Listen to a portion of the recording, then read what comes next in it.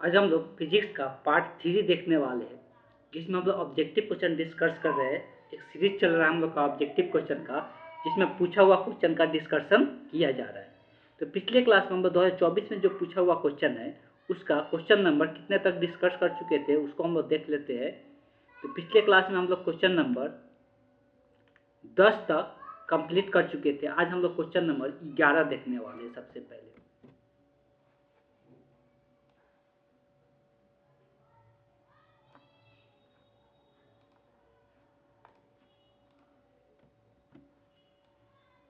Question number 11 में बोला है कि पिको फेराड किसका मात्रक है। अब देखो, यह फेराड का मात्रक पूछ रहा है। पिको का कोई मतलब नहीं बनता है। पिको एक स्मॉल मात्रक के लिए यूज किया जाता है। अब पी को पी से दर्शाते हैं, और इस पी का मान होता है 10 के पावर -12 होता है। 10 के पावर कितना होता है, जैसे माइक्रो होता है ना, तो माइक्रो का मान होता है 10 के पावर -6 होता है। तो उसी के प्रकार से ये होता है। जैसे नैनो होता है, तो नैनो का मान कितना होता है, 10 के पावर -9 होता है। माइक्रो होता है, मिली होता है, तो मिली का मान 10 के पावर -3 होता है। तो ये सब चीज़ें याद रखने वाला बात है। इसको हम लोग पिको बोलते हैं, माइक्रो बोलते हैं, नैनो बोलते हैं, मिली बोलते हैं। तो ये सब ये मान ध्यान में रखना है, बस यही यहाँ पे ध्यान में रखना है। अब आगे हम लोग चर्चा कर रहे हैं किसका, कि ये फेराड फेराड किसका मात्रक होता है।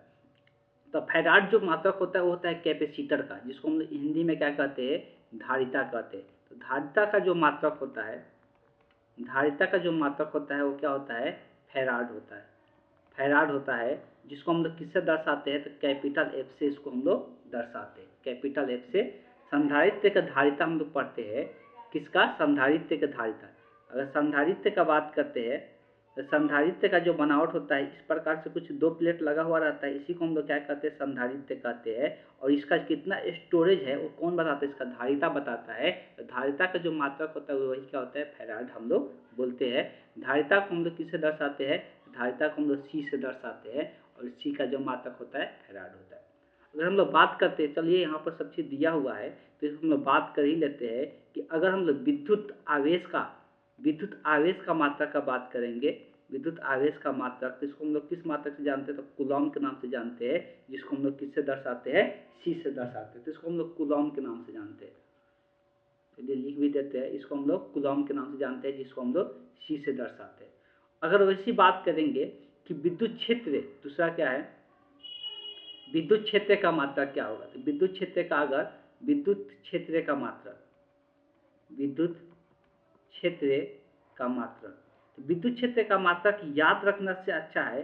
विद्युत क्षेत्र का अगर फार्मूला पता है, ई बराबर हम लोग फार्मूला पढ़ते हैं, एफ बटे क्या होता है, क्यू होता है। तो इससे मात्रक हम लोग लिख सकते हैं, न्यूटन पर क्या होगा, कूलम होगा। न्यूटन पर, यहाँ पर एफ का बल का मात्रक होता है न्यूटन, इसका क्या होता है, कूलम होता है। तो न्यूटन पर क्या हो जाएगा, कूलम हो जाएगा। इसका एक और मात्रक लिखा जाता है, एक और हम लोग फार्मूला पढ़े थे विद्युत क्षेत्र का।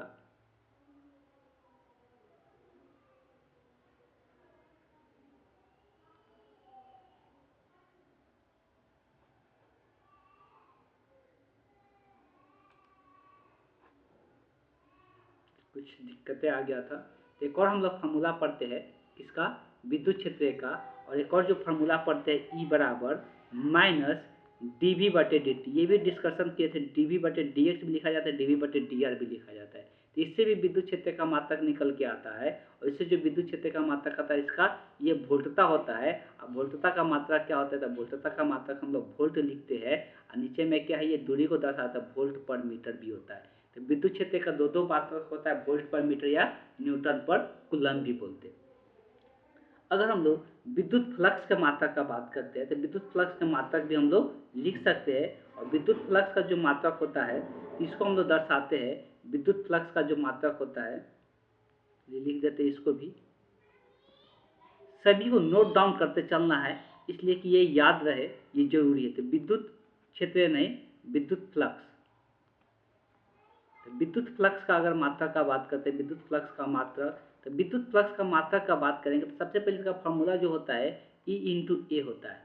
ई क्या होता है, तो विद्युत क्षेत्र होता है। तो विद्युत क्षेत्र का हम लोग जानते हैं कि विद्युत क्षेत्र का अभी मात्रक हम लोग देखें, न्यूटन पर क्या होता है, कूलम होता है। और यहाँ पर क्षेत्रफल है, क्षेत्रफल का मात्रक होता है मीटर स्क्वायर। तो ये निकल के आता है न्यूटन मीटर स्क्वायर पर कूलम निकल के आता है। तो इस तरह से अगर फार्मूला याद है तो फिर मात्रक की याद रखने की भी जरूरत नहीं है, वो अपने से हम लोग डिराइव कर सकते हैं, अपने से हम लोग क्या कर सकते हैं, डिराइव कर सकते हैं। विद्युत फ्लक्स का एक और मात्रक शायद निकल गया, वोल्ट मीटर भी होता है। विद्युत फ्लक्स का भी मात्रक वोल्ट मीटर भी बोलते हैं, हम लोग क्या कहते हैं, वोल्ट मीटर भी कहते हैं, इसको भी ध्यान में रख सकते हैं। ठीक, तो ये कुछ मात्रक के बारे में जानकारी था, और ये कुछ यूनिट के बारे में जो सिंबॉलिक रिप्रेजेंटेशन होता है, इसके बारे में कुछ इन्फॉर्मेशन इस वाले क्वेश्चन से हम लोग को प्राप्त हुआ। चलिए चलते हैं नेक्स्ट क्वेश्चन पे।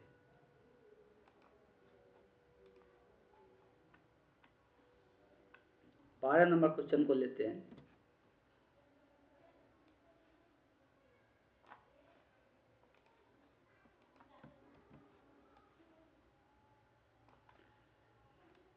बारह नंबर क्वेश्चन में चर्चा किया जा रहा है कि किसी संधारित्र की धारिता निर्भर नहीं करती। अब अगर किसी संधारित्र की धारिता का बात करते हैं तो धारिता के बारे में सबसे पहले हम लोग को क्या पता होना चाहिए, तो धारिता के बारे में उसका फॉर्मूला पता होना चाहिए। अभी हम थोड़ा देर पहले बताया कि धारिता का निर्माण कैसे होता है। तो धारिता का बेसिकली निर्माण जो होता है वो दो प्लेटों से होता है। क्या होता है, दो प्लेटों से होता है। दो समांतर प्लेटों का प्रयोग किया जाता है धारिता का निर्माण करने में। चलिए इसको थोड़ा हम ड्रॉ करके दिखाते कि और अच्छे से समझ में आ जाए।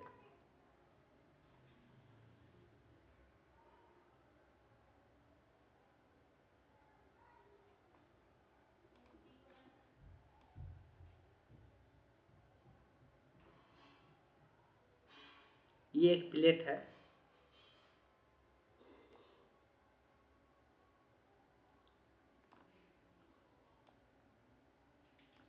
ठीक है, और इसी के एक समांतर प्लेट होगा। इसी के एक क्या होगा, समांतर प्लेट होगा। इसी के समांतर प्लेट हम लोग एक ड्रॉ करेंगे।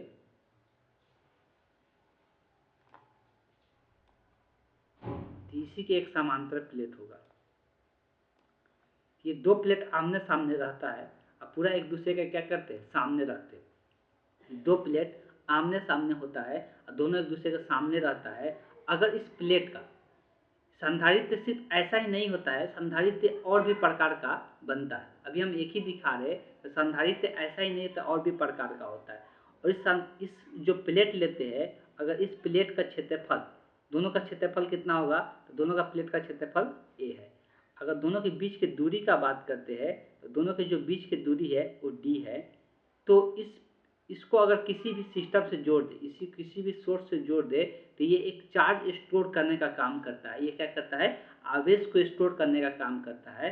और उसी आवेश को जो स्टोर करने की क्षमता होता है, उसी को हम लोग धारिता के नाम से जानते हैं, कैपेसिटर के नाम से जानते हैं, जिसको हम लोग सी से दर्शाते हैं। इसका जो फार्मूला होता है एप्सिलॉन नॉट ए बटे क्या होता है, डी होता है।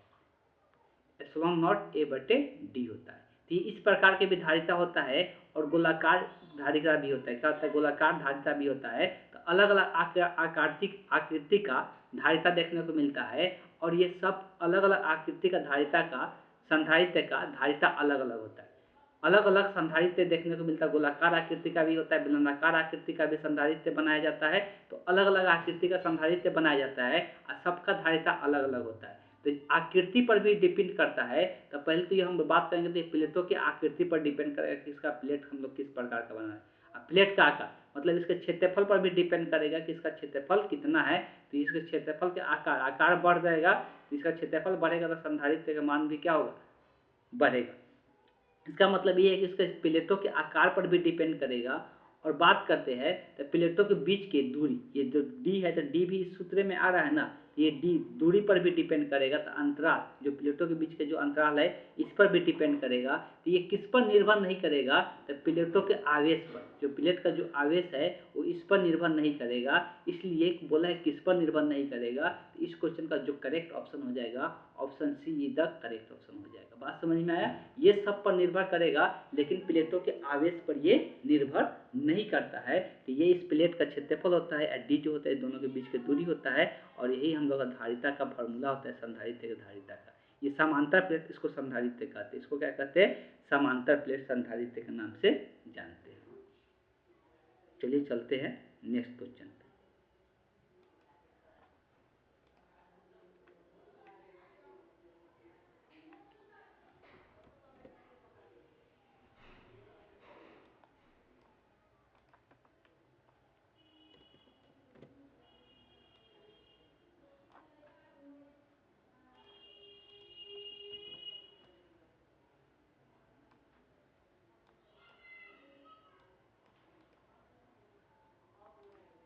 इंग्लिश में भी क्वेश्चन ले लेते हैं।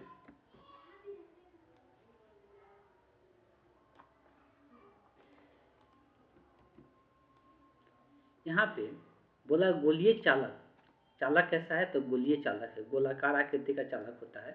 तो जब गोलीय चालक हम लोग लेते हैं, जब हम लोग गोलीय चालक लेते हैं, मान लेते हैं कि ये गोलीय चालक है जिसका त्रिज्या क्या है? तो त्रिज्या इसका r मान लेते हैं। इस गोलीय चालक का जो धारिता होता है, तो धारिता का फॉर्मूला बताया जाता है, तो लिख सकते हैं, इसको ध्यान याद भी रखना, ये बहुत इंपॉर्टेंट भी है। तो गोलीय चालक की धारिता, गोलीय चालक की धारिता का अगर बात करते हैं तो इसके लिए फॉर्मूला बताया जाता है, कितना होता है? तो 4 pi epsilon naught into R के बराबर होता है। 4 pi epsilon naught into R के बराबर होता है। अब ये फार्मूला सबको ध्यान में होना चाहिए। 4 pi epsilon naught into R के बराबर होता है, तभी जाकर आप यहाँ पे मान निकाल सकते हैं। तो अब यहाँ पे क्या क्या चीज़ें दिया हुआ है, सबसे पहले ये चीज़ें देखते हैं। तो इसका मान दिया हुआ है, गोलीय चालक का धारिता का मान दिया हुआ है क्वेश्चन में, कितना है? तो 1 माइक्रोफैराड है। कितना है? 1 माइक्रोफैराड। तो 1 माइक्रोफैराड गोलीय चालक के संधारित्र की धारिता दिया हुआ है। तो अगर हम लोग गोलीय चालक के संधारित्र की धारिता का बात करते हैं, 1 माइक्रोफैराड दिया हुआ है, तो माइक्रो का मतलब अभी हम बताए कि 10 के पावर कितना होता है? -6 होता है। माइक्रो का मतलब अभी हम तुरंत बताए क्या होता है? 10 के पावर -6 होता है। क्या हो रहा है?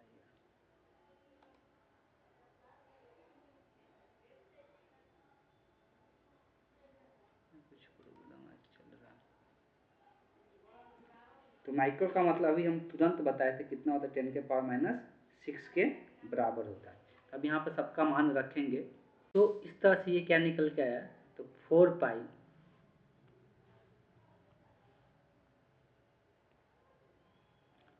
पाई एप्सिलॉन नॉट आर बराबर 1 इंटू 10 के पावर कितना हो जाएगा? -6 हो जाएगा।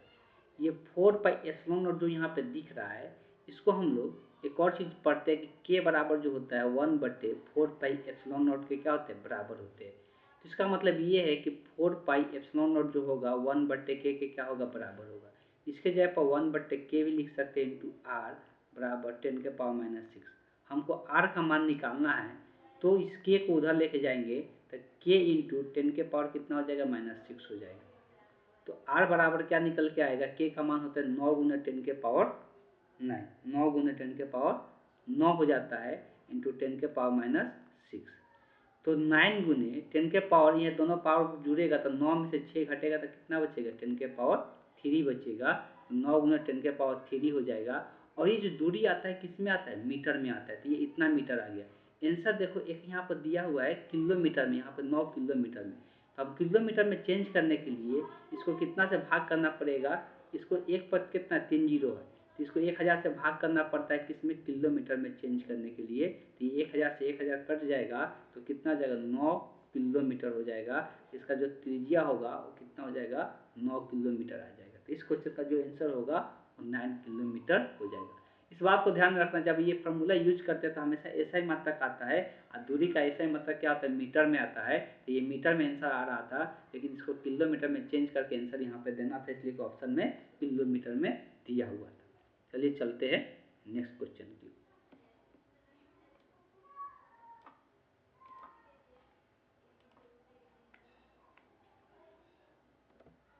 ये रखने वाला चीज है, ध्यान में रखा जाए।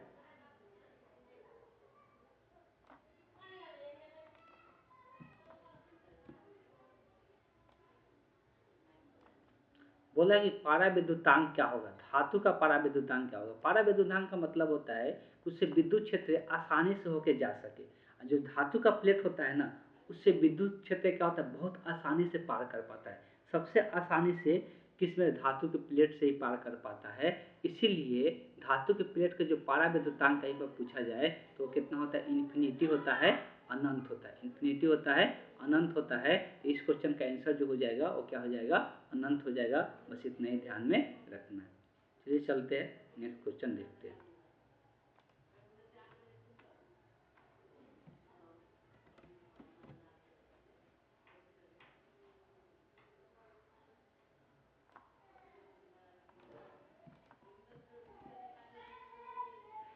अगला जो क्वेश्चन है ये दिया हुआ है, निम्नलिखित में से कौन सा एक संधारित्र द्वारा अवरोध उत्पन्न होता है। अवरोध मतलब रोकने का काम करता है। तो किसको ये रोकने का काम करता है? देखो, दो प्रकार के धारा होता है, दो प्रकार के धारा होता है। एक एसी करंट होता है, एक डीसी करंट होता है। एक एसी करंट होता है और एक डीसी करंट होता है। इसको बोलते हैं अल्टरनेटिंग करंट, इसको बोलते हैं डायरेक्ट करंट कहते हैं। इसको क्या कहते हैं? डायरेक्ट। इसको प्रत्यावर्ती धारा भी कहते हैं। इसको हम लोग प्रत्यावर्ती धारा, इसको दिश धारा के नाम से हम लोग हिंदी में जानते हैं। इसको दिश धारा कहते हैं, इसको प्रत्यावर्ती धारा कहते हैं। तो जब भी किसी संधारित्र को चार्ज करना, संधारित्र एक बैटरी होता है, क्या समझना है? संधारित्र एक बैटरी का काम करता है। तो कभी भी एक संधारित्र को चार्ज करना है, इसको हम लोग हमेशा कौन सा करंट देना पड़ता है? एसी करंट देना पड़ता है। कौन सा करंट देना पड़ता है? एसी सोर्स देना पड़ता है, तब जाके ये चार्ज होता है। अगर इसको डीसी से जोड़ दिया जाए तो डीसी धारा को ये क्या कर देता है? ब्लॉक कर देता है, रोक देता है। क्या करता है? डीसी धारा को ये ब्लॉक कर देता है, रोक देता है। इस बात को ध्यान में रखना है। संधारित्र को दिखाने का तरीका होता है ये दोनों बराबर होना चाहिए। बैटरी में एक बड़ा एक छोटा दिखाया जाता है। तो ये डीसी धारा को दिखाया जा रहा है और डीसी धारा इसको क्या करता है? ब्लॉक कर देता है। धारा को ये क्या करता है? रोक देता है। इसे धारा होकर पार नहीं कर पाते, इसे धारा पार नहीं कर पाता। तो किसको रोकने का काम करता है? तो डीसी को रोकने का काम करता है। इसी बात को ध्यान में रखना है। डीसी और एसी बहुत लोग जानते हैं। घरों में जो बैटरी से धारा उत्पन्न होता है उसको हम डीसी धारा कहते हैं, और जो इलेक्ट्रिसिटी वाला आता है वो कैसा धारा आता है? एसी वाला आता है। चलिए चलते हैं, नेक्स्ट क्वेश्चन देखते हैं।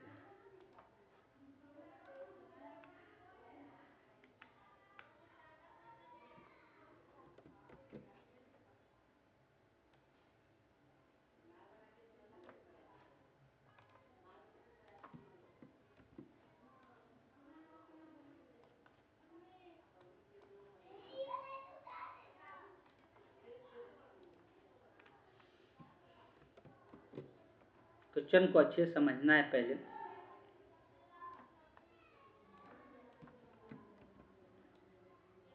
क्वेश्चन बोला गया है कि दो बल्ब है, दोनों का पावर दिया हुआ है।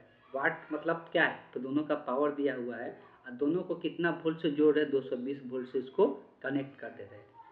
तो दोनों का प्रतिरोध का अनुपात निकालना है। दोनों के प्रतिरोध का अनुपात निकालना है। सबसे पहले शक्ति का अगर बात करते हैं, पावर का बात करते हैं, इसका तीन फार्मूला पढ़ते हैं। वी आई, तीन फार्मूला पढ़ते हैं।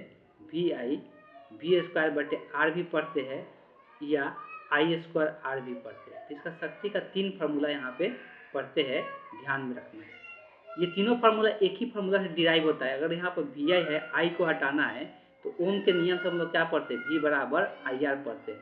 तो यहाँ से आई का मान क्या होगा? वी बटे आर होगा। और यहाँ से आई का मान वी बटे आर होगा, तो वी स्क्वायर बटे कितना हो जाता है? आर होता है।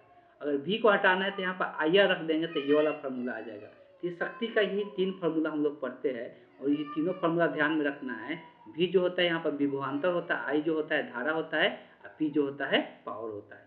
अब हम लोगों से इसमें से हर एक में कितना तीन वेरिएबल दिख रहा है, तो कौन सा फार्मूला यूज करेंगे? हम लोग को पी दिया हुआ है, वी दिया हुआ है, आर निकालना है। पी दिया हुआ है, वी दिया हुआ है, आर निकालना है, तो ये वाला फार्मूला भी यूज करेंगे। तो पी बराबर क्या दिया हुआ? वी स्क्वायर बटे आर दिया हुआ है। तो आर का फार्मूला यहाँ से क्या निकल के आएगा? वी स्क्वायर बटे क्या हो जाएगा? पी हो जाएगा। तो पहला वाला बल्ब के आर के लिए हम R1 मान लेते हैं प्रतिरोध को, इसका निकालते हैं। तो इसका V का मान कितना है? 220 का, तो 220 के स्क्वायर। और पहला वाला का शक्ति जो है कितना है? 40 है। तो ये इस पर छोड़ देते हैं। अब R2 लेते हैं। तो R2 को निकालेंगे तो इसका भी वी स्क्वायर, दोनों का वी स्क्वायर समान है, तो वी स्क्वायर का मान आर स्क्वायर हो जाएगा। और शक्ति कितना है? 60 और 60 लिख देंगे। अब ये दोनों का अनुपात निकालना है। इसका मतलब ये है कि R1 बटे क्या है? R2 ज्ञात करना है। तो R1 बटे R2 का मतलब क्या है कि ये R1 वाला में कितना से R2 वाला से क्या करना है? भाग करना है। 220 के स्क्वायर बटे क्या? 60 हो जाएगा। जब ये भाग करना है तो भाग में हम लोग क्या करते हैं कि नीचे वाला जो होता है ऊपर उसको लाएंगे तो क्या हो जाएगा? पलट जाएगा। तो R1 बटे R2 बराबर 220 के स्क्वायर बटे ये 40 हो जाएगा, और नीचे वाला पलट के लिखा था 60 बटे 220 के स्क्वायर हो जाएगा। तो ये इससे कैंसल आउट हो जाएगा। ये 0 से 0 कट गया, 2 से ये 3 मरतबे, ये 2 मरतबे। तो R1 बटे R2 का जो अनुपात होगा वो कितना हो जाएगा? 3:2 हो जाएगा। तो यही अनुपात निकल के आ गया 3:2 हो गया। तो इस क्वेश्चन का जो आंसर हो जाएगा option D is the correct option हो जाएगा। बात समझ में आई? पावर ये शक्ति का फॉर्मूला होता है, 3 फॉर्मूला होता है, इसमें से क्या दिया हुआ है उस पर डिपेंड कर रहा था। इसमें P और V दिया हुआ था, R निकालना था, इसीलिए हम ये वाला फॉर्मूला को यूज यहाँ पे किए। तो इस तरह से फॉर्मूला का यूज करके हम दोनों का अनुपात यहाँ पे ज्ञात कर लिए। चलिए चलते हैं नेक्स्ट क्वेश्चन देखते हैं।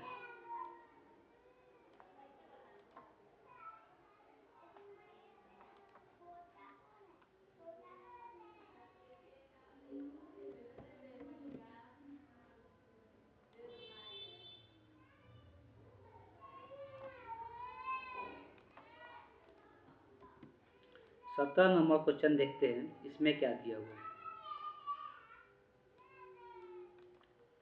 चलिए, तो 17 नंबर हम लोग क्वेश्चन का सबसे पहले कॉन्सेप्ट जान लेते हैं। इसमें प्रतिरोध दिया हुआ है, विद्युत चालकता निकालना है।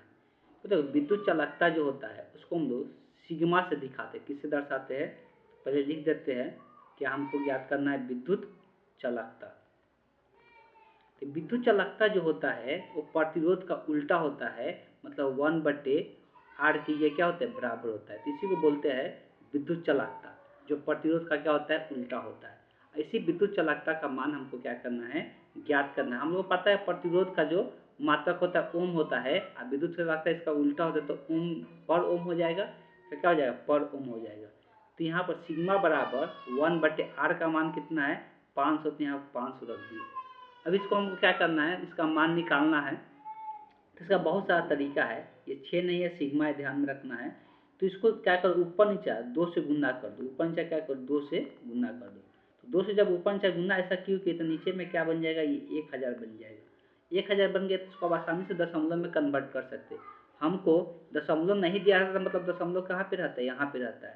और नीचे में 1 पर 3 जीरो है, तो दशमलव के बाद यहाँ पर 3 अंक जाना चाहिए। तो 3 अंक जाने के लिए यहाँ पर क्या करना पड़ेगा, 2 जीरो बनाना पड़ेगा।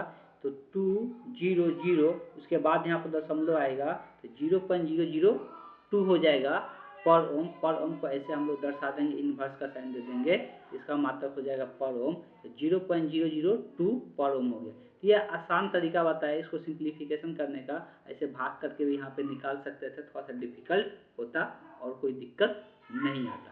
तो इस तरह से इस क्वेश्चन का जो आंसर हो गया option A is the correct option हो जाएगा। इस बात को ध्यान में रखना, जो विद्युत चालकता होता है इलेक्ट्रिकल कंडक्टिविटी बोलते हैं, जो रेजिस्टेंस के क्या होता है विपरीत होता है, उल्टा होता है। यही फॉर्मूला यहाँ पे ध्यान में रखना है। इसको हम लोग सिग्मा से यहाँ पे दर्शाते हैं, और सिग्मा का से दर्शा के यहाँ पर इसका मान हम लोग निकाल चुके हैं। तो ये प्रति ओम इसका मात्रक होता है, ये भी ध्यान में रखना है। तो इसका आंसर क्या निकल के आता है 0.00 प्रति ओम हो गया। चलिए चलते हैं नेक्स्ट क्वेश्चन पे।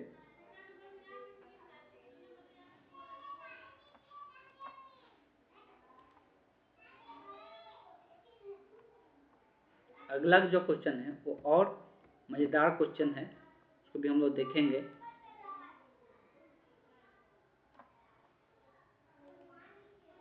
ये पूरा क्वेश्चन कॉन्सेप्ट से भरा पड़ा है। ये जो क्वेश्चन है पूरा क्वेश्चन कॉन्सेप्ट से भरा पड़ा है, में बहुत सारे कॉन्सेप्ट आएगा। देखो, एक प्रतिरोध है, प्रतिरोध को श्रेणी क्रम में n गो प्रतिरोध है, n गो प्रतिरोध है, जिसको हम लोग किस क्रम में जोड़ रहे हैं, श्रेणी क्रम में जोड़ रहे हैं। और फिर उसको क्या उसके बाद समांतर क्रम में जोड़ते हैं। तो उसमें से जो आएगा अधिकतम जो प्रतिरोध आएगा और जो न्यूनतम प्रतिरोध आ जाएगा, दोनों का अनुपात क्या करना है, अनुपात बताना है। सबसे पहले बात करते हैं, अगर हम लोग प्रतिरोध को श्रेणी क्रम में जोड़ते हैं, तो श्रेणी क्रम में बहुत सारे प्रतिरोध को अगर एक साथ हम जोड़ते हैं, श्रेणी क्रम में जोड़ते हैं, तो आर इक्विवेलेंट का जो मान होता है, आर इक्यू से भी दर्शाते हैं, वो क्या हो जाता है R1 plus R2 plus R3 plus dot dot dot कितना होता है Rn होता है। तो ये आर श्रेणी क्रम में जब जोड़ते हैं तो ये डायरेक्ट ऐसे जुड़ता है, ठीक है। और समांतर क्रम में जोड़ते हैं तब पलट के जोड़ना पड़ता है, तो इसका आर इक्विवेलेंट का जो मान आएगा, तो ये देखो इसको आर इक्विवेलेंट भी लिखा जाता है, या इसको हम लोग किससे आर एस से भी दर्शाते हैं। इसका मतलब होता है सीरीज, आर पी से दिखाते हैं, उसका हम लोग समांतर क्रम बोलते हैं, मतलब पैरेलल होता है। यहाँ से आर एस सभी का प्रतिरोध समान मान लेते हैं, कितना प्रतिरोध है, n को प्रतिरोध होता है, R plus dot dot dot R. इस आर को कितना बार जोड़ना है, कितना प्रतिरोध है, एन को प्रतिरोध है। तो किसी चीज़ को अगर एन बार जोड़ते हैं वो कितने के बराबर हो जाता है, एन इंटू आर के बराबर हो जाता है। अगर किसी संख्या को 7 को अगर 10 बार जोड़ेंगे तो 7 इंटू क्या हो जाएगा, 10 हो जाएगा। तो उसको एन बार जोड़े तो एन इंटू आर हो जाएगा। तो आर इसका मान जो हो गया एन इंटू आर हो गया। अगर समांतर क्रम का बात करते हैं जिसको पैरेलल बोलते हैं, पैरेलल में अगर जोड़ते हैं हम लोग समांतर क्रम का अगर बात करते हैं तो समांतर क्रम में जो प्रतिरोध जोड़ा जाता है आर पी लिखेंगे, आर पी इसको लिखते हैं और क्या लिखेंगे 1/R1 plus 1/R2 plus 1/R3 plus dot dot dot क्या हो जाएगा 1/R। इसमें भी सभी प्रतिरोध को समान लेकर चलना है तो 1/RP बराबर क्या होगा 1/R plus 1/R plus 1/R plus dot dot dot 1/R। इसको भी कितना बार यहाँ पे जुड़ रहा है तो ये भी यहाँ पे n बार जुड़ रहा है तो यहाँ से क्या आ जाएगा 1/RP बराबर n/R हो जाएगा। ये भी कितना हो जाएगा n या 1/R इंटू एन लिखे, दोनों का मतलब सेम। हमको आरपी निकालना है तो आरपी निकालने के लिए इसको पलटना पड़ेगा तो ये पलटेंगे तो r/n हो जाएगा। तो आप दोनों में देख सकते हैं आर एस का मान अधिक है कि आरपी का मान अधिक है। तो ऑब्वियस है कि आर एस का मान अधिक होगा, n इंटू आर है, इसमें आर को n से भाग करे तो ये छोटा हो जाएगा। तो इस केस में क्या बोल रहा है अधिकतम और न्यूनतम का अनुपात निकालना है। तो अधिकतम ये है तो आर एस बटे क्या हो जाएगा आर पी। आर एस का मान है एन आर और आर पी का मान है r/n। तो ये जो नीचे वाला n है ये तो ऊपर में चला जाएगा तो एन आर बटे क्या हो जाएगा आर, और यहाँ पर ये n ऊपर चला जाएगा, ये r से r कट जाएगा और n में n से गुना होगा तो क्या हो जाएगा n² हो जाएगा। इस तरह से इसका जो अनुपात निकल के आया वो क्या निकल के आया n² निकल के आया। तो इस क्वेश्चन का जो आंसर हो जाएगा n² हो जाएगा। ठीक है, तो आज हम लोग कुछ क्वेश्चन डिस्कस किए, शायद 8 क्वेश्चन डिस्कस कर चुके हैं हम लोग। तो आज के क्लास को हम यहीं पे एंड करते हैं, नेक्स्ट क्लास में हम और भी क्वेश्चन डिस्कस करेंगे।